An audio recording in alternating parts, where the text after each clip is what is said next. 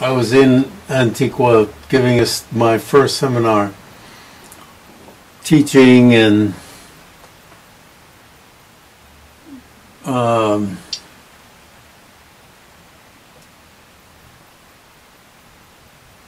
in Guatemala, and visited a shop that one of his friends, very small, narrow shop that one of his friends owned in Antigua village itself. And when I bought a bunch of gifts for family, and as I was going out, I saw this lovely,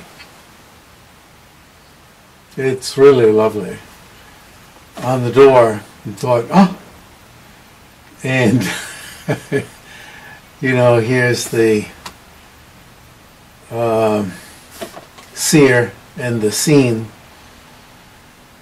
hanging on the door, and I asked, what's that?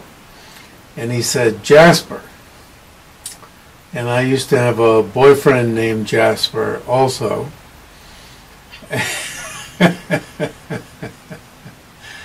And so I thought, well, that's a good thing to buy. And so I bought it, and I won't go into all the details, but I like it so much. It's not to remind me of my previous one of my previous boyfriends, and so I wear it.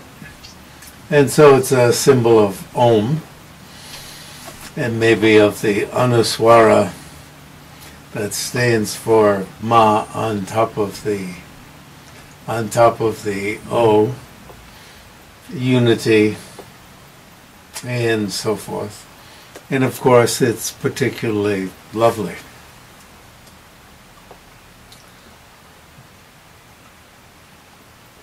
The seminar was recorded, videoed, somewhat poorly, in that I was sitting in front of a window. So during the day, I'm pretty much, we could say I was manifesting in light, blotted out in light. And at night, there was no facility to provide light, so I'm pretty much steeped in darkness.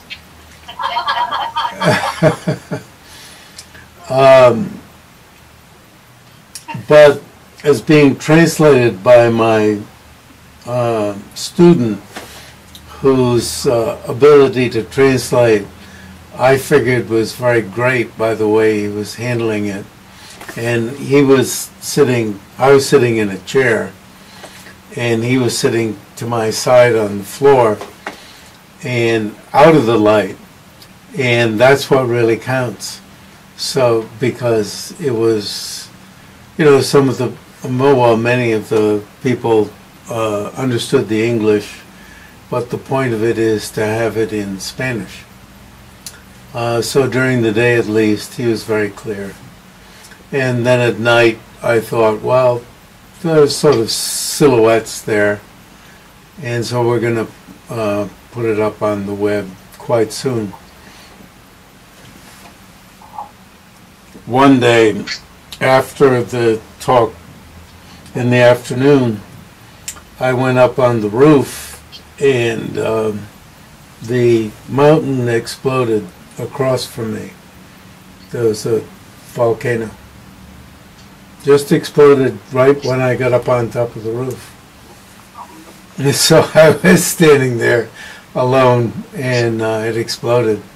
It was magnificent in one way, and in another way, you know, you're wondering who are there any victims down at the bottom?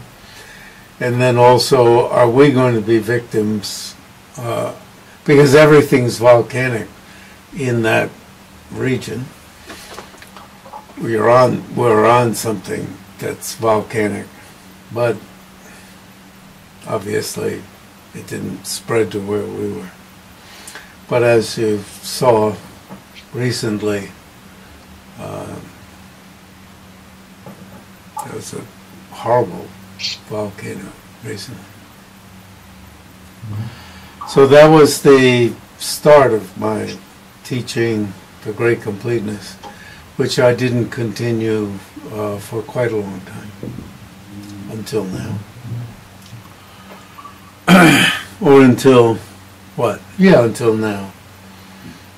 And then gave a few lectures in Vancouver. We only got one of them up on the web, and I'm retrieving the others that they videoed, well, actually in Burnaby, about a half hour from here.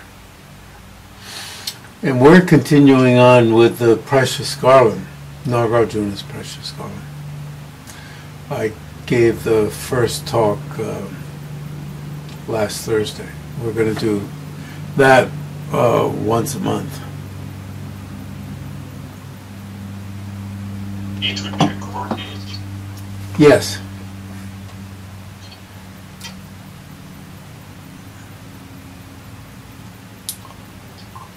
And we're going to try more regularly to get those up on the web. So, in the beginning, it was difficult for these manifold visions to appear. Then, the appearances are excessively manifold. Remember, he said they're like a movie. Then they reduce. So you might think you'd want to skip it and say, well, I'm already in the phase of reduction.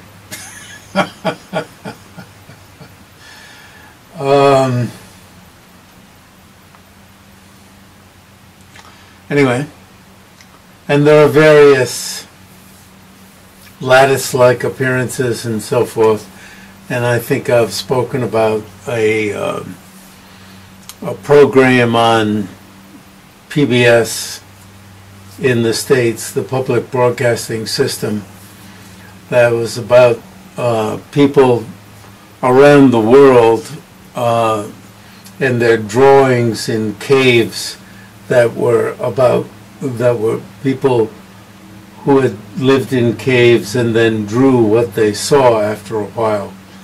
And there were lattice-like, things like this that they drew on cave walls. That's some of the types of appearances that occur.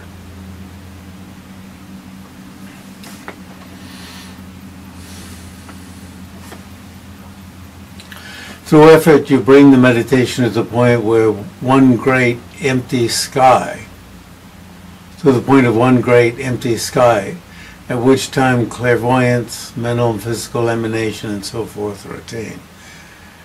I almost feel as if we already read this, but I think it's just because I read it so many times that I feel we've read it together. That means you become capable of clairvoyance, which also happens when slight clairvoyance occurs when you reach the fourth mental abiding, the fourth stage toward calm abiding. Tiny bits of clairvoyance occur, and of course when you attain calm abiding, there's some clairvoyance. A mental and physical emanation capable of making emanations.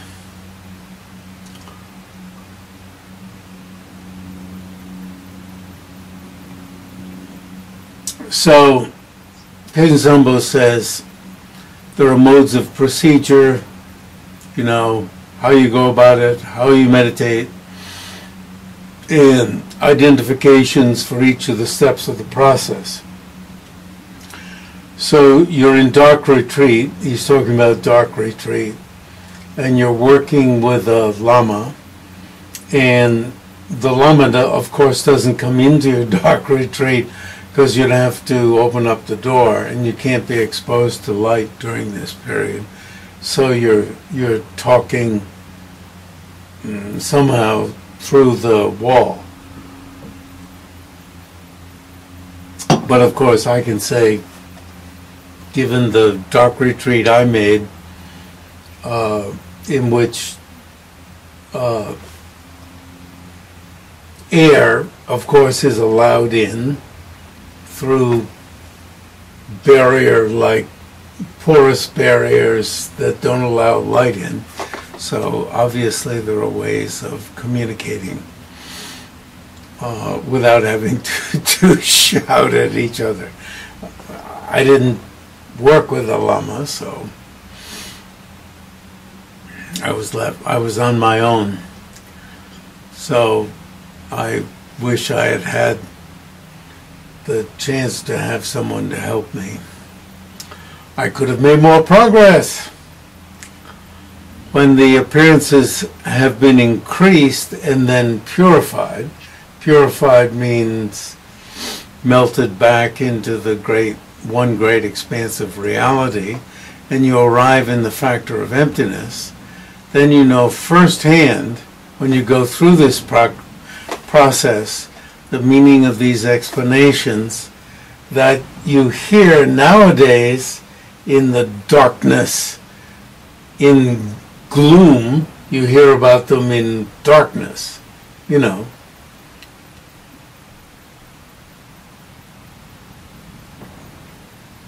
In other words, we hear about a lot of things without knowing exactly what we're hearing about. This is direct perception of reality, the nature of phenomena.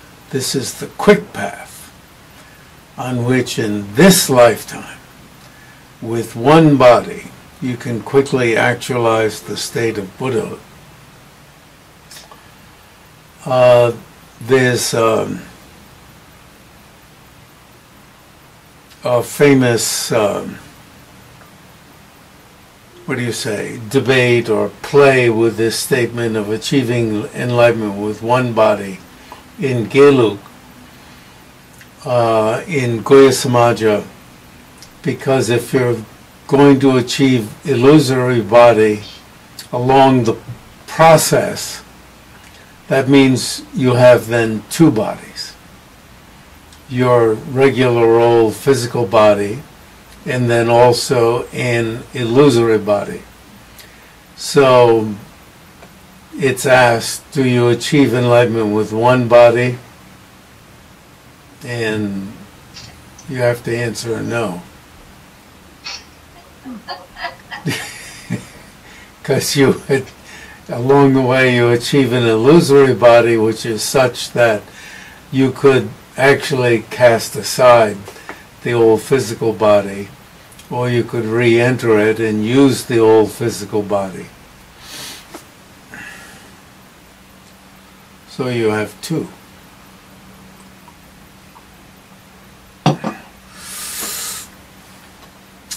There was one American scholar, white, non-Tibetan. It's very hard nowadays because there are all sorts of people, white American,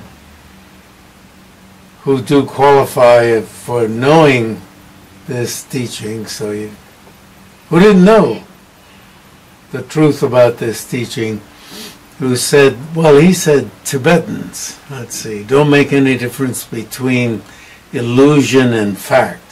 Well, actually, people who know this tradition do make a lot of difference between illusion and fact. A lot of difference.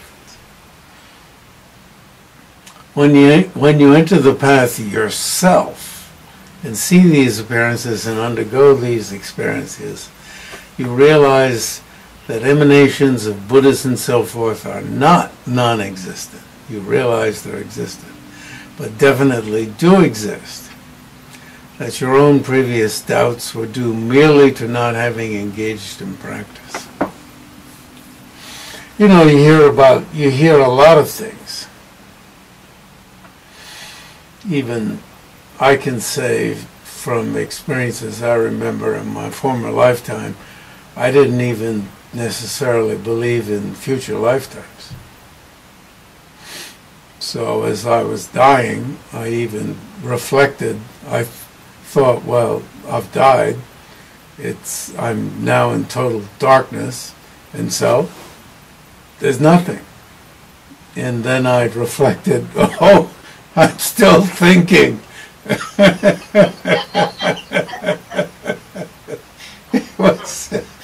I thought, it's not just dark, I'm still thinking. So I had a joke at my own expense. Whereas I thought I was dead. Each day these ascertainments become stronger and stronger. And he makes a very funny comment. Even people who have fallen from vows and pledges and murdered many, and he means many people, many humans, are capable of becoming enlightened through the practice of spontaneous leapover, viewing these appearances night and day like movies, increasing them, seeing a lot of movies. No, in attaining stability of mind with complete comfort. You know, my wandering mind, my joking mind is, oh, well, I'll join the army and kill a lot of people, and then I'll practice spontaneous leapover and attain Buddhahood. Yeah, sure.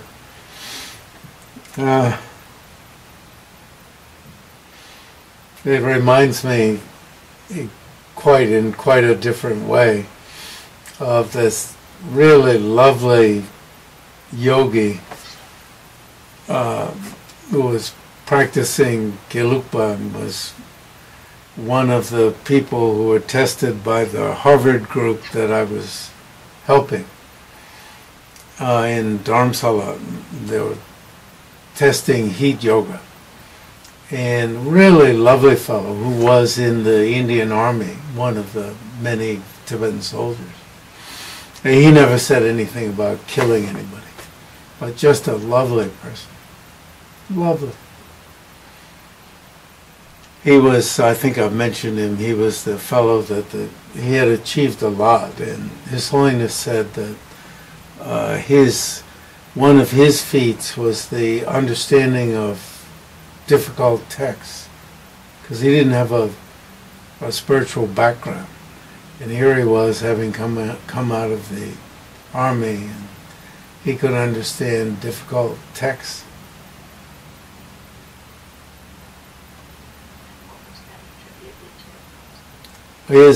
Having made tremendous spiritual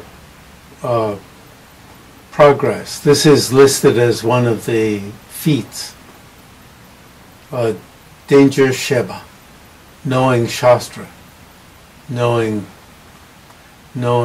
treatises. Knowing treatises immediately upon reading. Each day, increasing them in a if within such increase you take a meal with somebody else, or have a conversation with someone, this is how dangerous others are. Then you are left for a week in darkness, like switching off a light. And meeting up with somebody else when you're in this kind of deep meditative state is their perspective infects you. Others' ill deeds are infectious, like a contagious illness.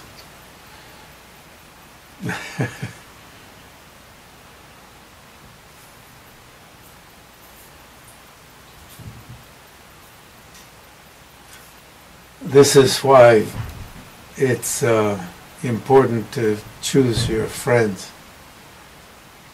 Their outlook, their outlooks are infectious. I mean, it's right. The people we hang out with, we imagine their outlooks. So it's helpful to reimagine their outlooks. You see, we imagine their outlooks, right? We imagine their outlooks. So then reimagine their outlooks.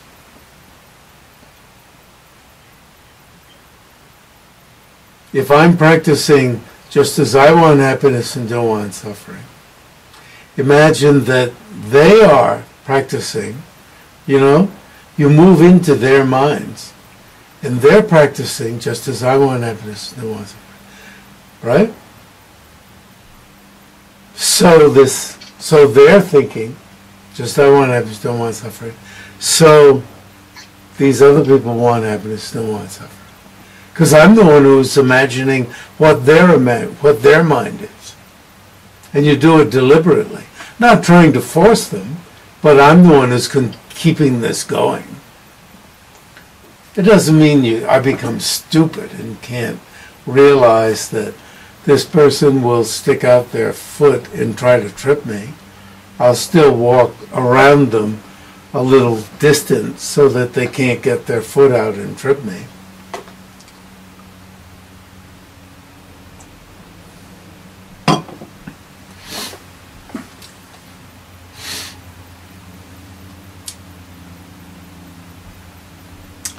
For instance, if a cat comes on your lap in the midst of such increase of appearances, it immediately affects the appearances. You say, somebody who loves cats would say, oh, yeah, your cat maybe, but not my cat.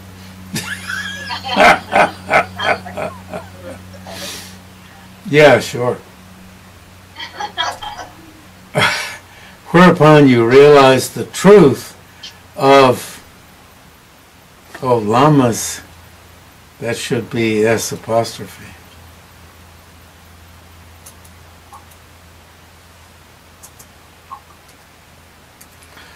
Ooh. Lama's warnings against mixing with sinful persons. Well, can't avoid it. To a certain extent, one doesn't have to go out and seek them. I kind of like con artists. Even con artists. You know, students even. I've had students who con me. And I kind of enjoy how they con me.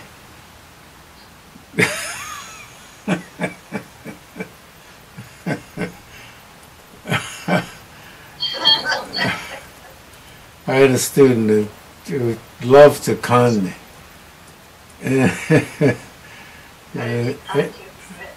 Well, you know, the story about how they couldn't get to do this or that. And then, after a few months, I just turned to him. What?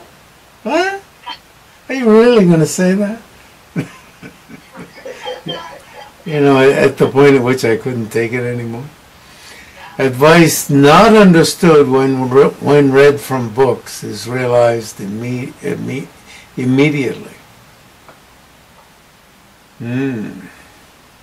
For at that point, you're proceeding on the basis of internal knowledge. Then the last bit, when you gain initiation and transmission. So you see, he's been teaching, revealing secrets. This whole presentation was secret. as was announced in the beginning, but is pulling back the curtain and then is saying, what he's saying is, if you want to know more, and if you want to practice, gain initiation and transmission of the quintessential instructions, and then retreat to a solitary place, although all along he's been talking about being in contact with a Lama who can help you through the stages. You can undergo these experiences yourself. Then when you die, it'll be like returning home to mother. Now this doesn't mean if you have a nasty relationship with your mother, it doesn't mean to your cross mother who's calling you a... If you're a woman, does your mother call you a son of a bitch? Son of a bitch? She call you a bitch? Bitch, probably. What does she call you? Brat. Brat? Okay. Brat. What else? What? What did you say? Ingrate? Stupid. Stupid. What else? Lazy.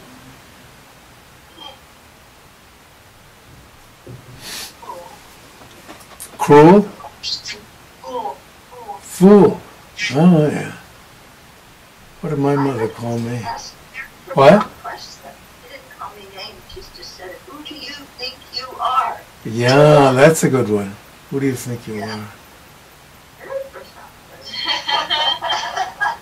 I didn't understand it for many decades. Oh, yeah.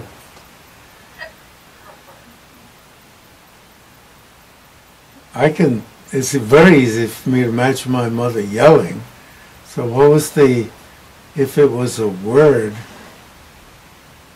brat, sure.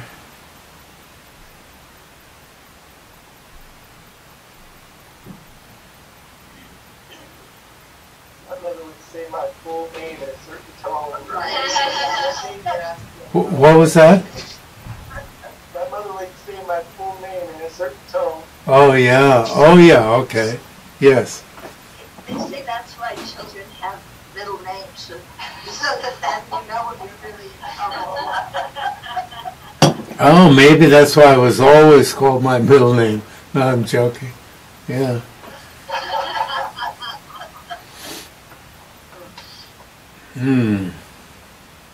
Well, I'll work on that one. Just slap me. Not this, just this one. It wouldn't go that way. Then when you die, it'll be like returning to mother, which I can remember without the least worry. So happy to be on mother's lap or be on her shoulder, right?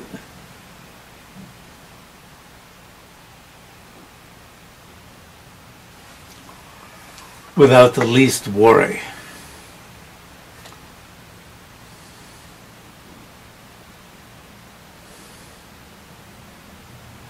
One time, leaving church, I ended up holding on to the trench coat of some other father. And eventually the father looked down. And I noticed it wasn't my father. And so I went off looking for my father. And then I said to him or to them, "Don't do that again."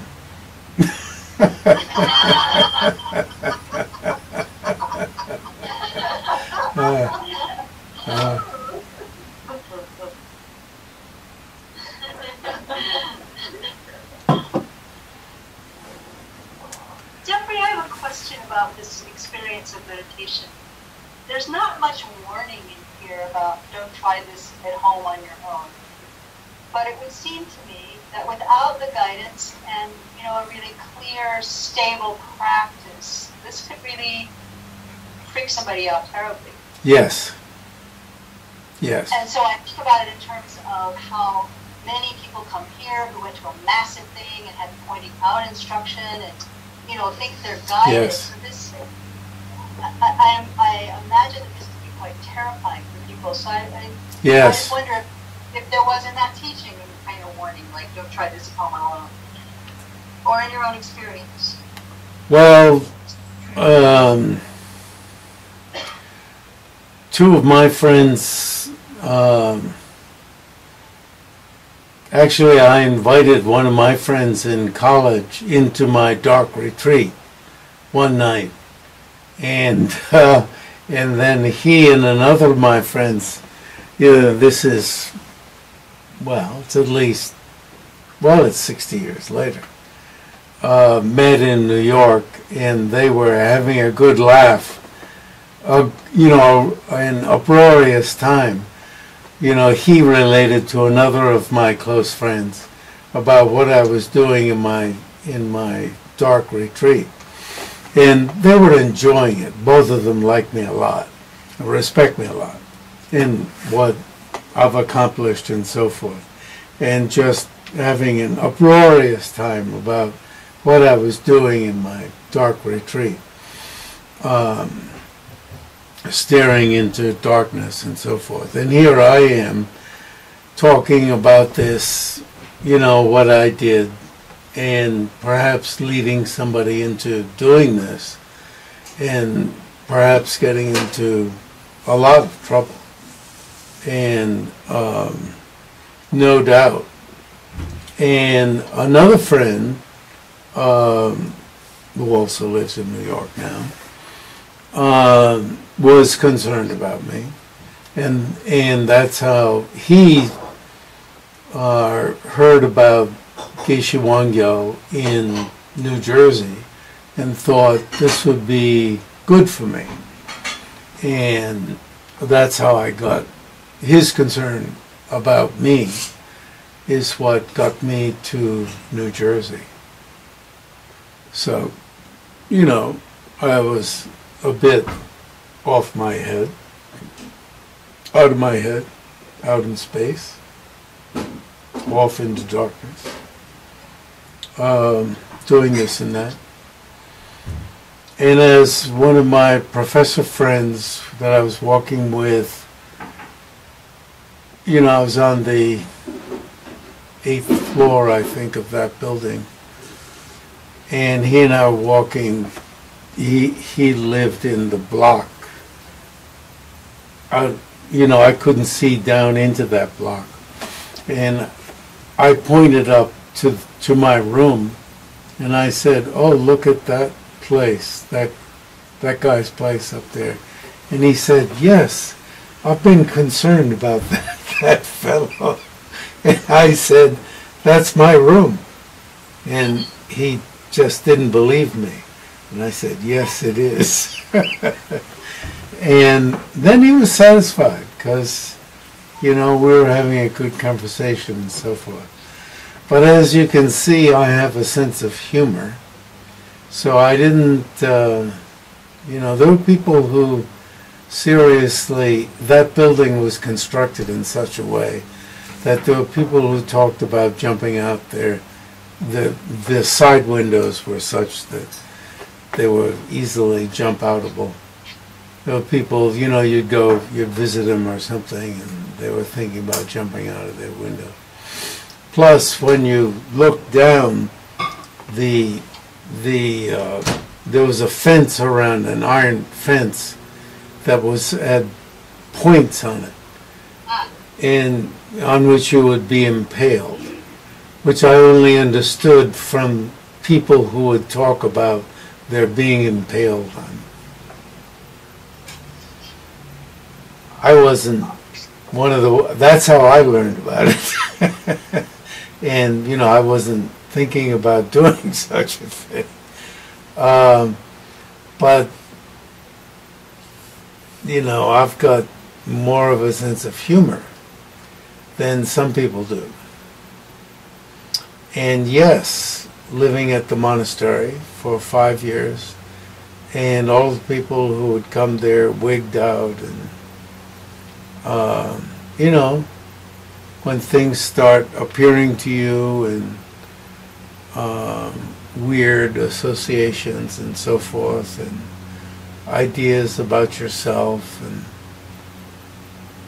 believing everything that appears to you, and not taking it with a grain of salt.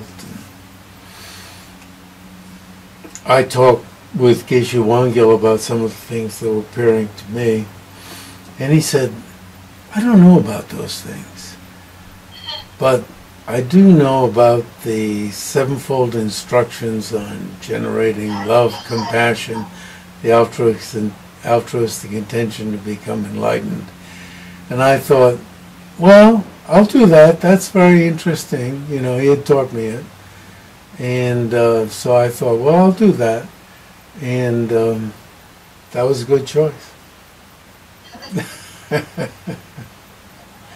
And, you know, I had my own version of following through on some of Carl Jung's stuff, on some of it, which I'd taken to maybe an absurd degree, and others, which if you read what I wrote about Jung, was really extremely helpful.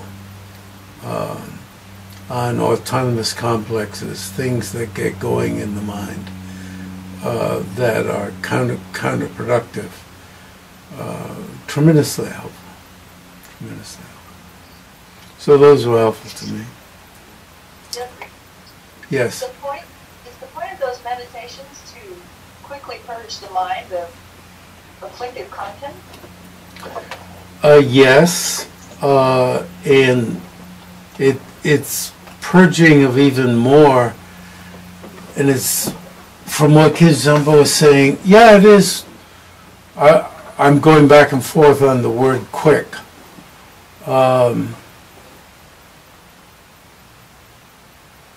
And in Geluk also, you know, whether it's quick, I don't know.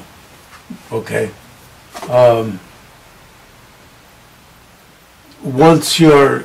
Once the potencies of the mind for appearance are increasing so much, whether you're capable of their melting into the one great expanse of reality,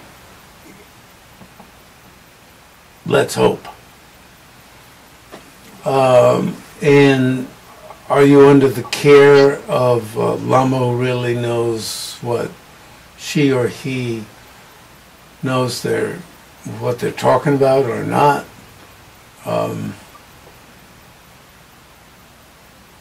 That's really important. And also within Geluk, as I was talking about with the pot-like breath control, where you're bringing up I'm raising my hand so you can see what I'm doing, but you know, this is down at the base of the base of the spine, the lower hand, and the upper hand is around the bottom of the sternum. And so you're raising the lower winds, you're pulling up the lower winds, and you're pulling down the upper winds, and like putting them in a pot. And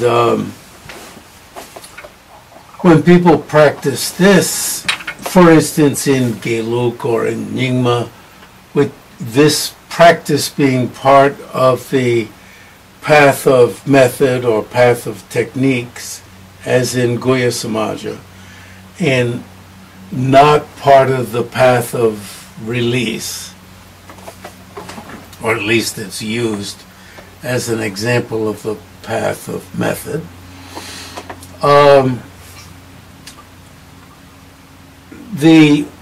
This is not necessarily successful. You know, these get caught, and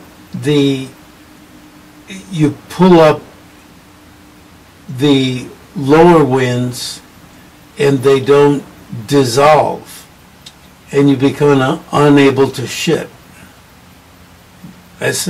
You know, it's as gross as that.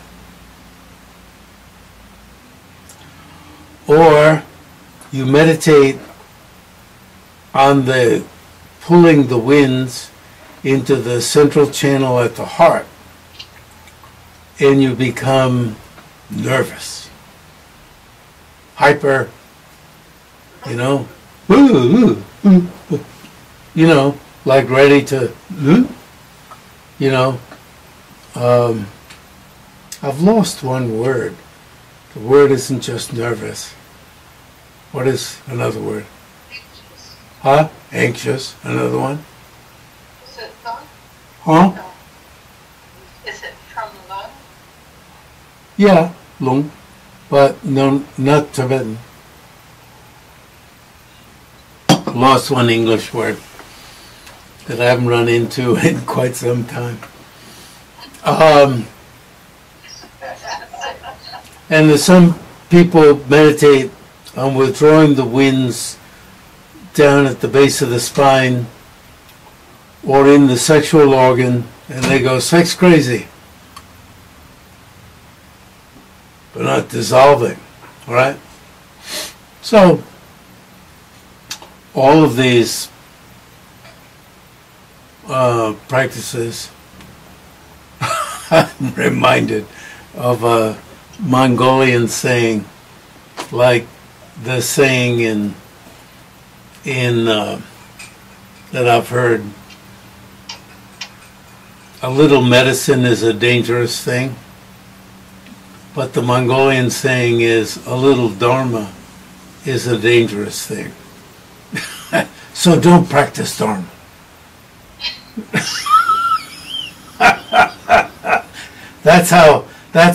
That's the meaning of the Mongolian saying. Don't get involved in dharma. It's but just like a little medicine, as you know, as all of us, you know, look into medicine, and when eventually you go too far with one thing, but you can't help it. You got to get involved in medicine yourself in order to get some control over doctors. And so it is with dharma. And so you have to get enough so you get some bearings. Yeah. So if you're going to practice, you need really a whole lot of tools. And where do you get these tools? You get them from the Stages of the Path literature. You get teachings on impermanence. You get teachings on love, compassion, the altruistic intention to become enlightened, so that you have a check on yourself that, oh, I'm getting rigid, I'm getting testy, I'm getting nasty, I'm getting flighty, and this is wrong. This is not what we're aiming at. I'm flying off the handle. I'm reacting with anger. So I need an antidote to this. What's the antidote? I'm getting less flexible, not more flexible. But this sometimes is difficult, because when you're cultivating calm abiding, it can sort of seem as if you're getting a little bit crazy, because you're getting so fixed. And you're like, well, I can't drive anymore, because, you know, or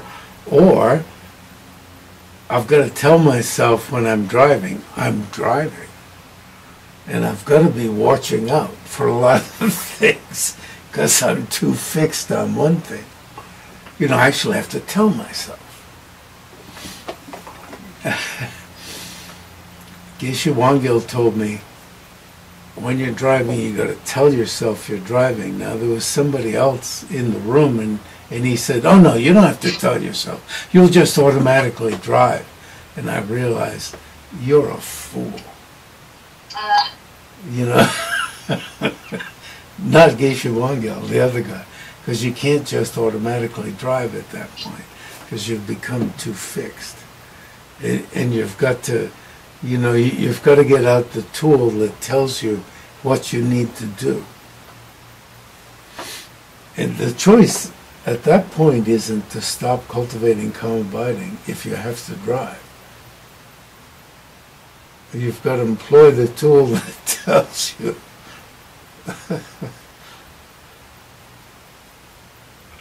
how to drive.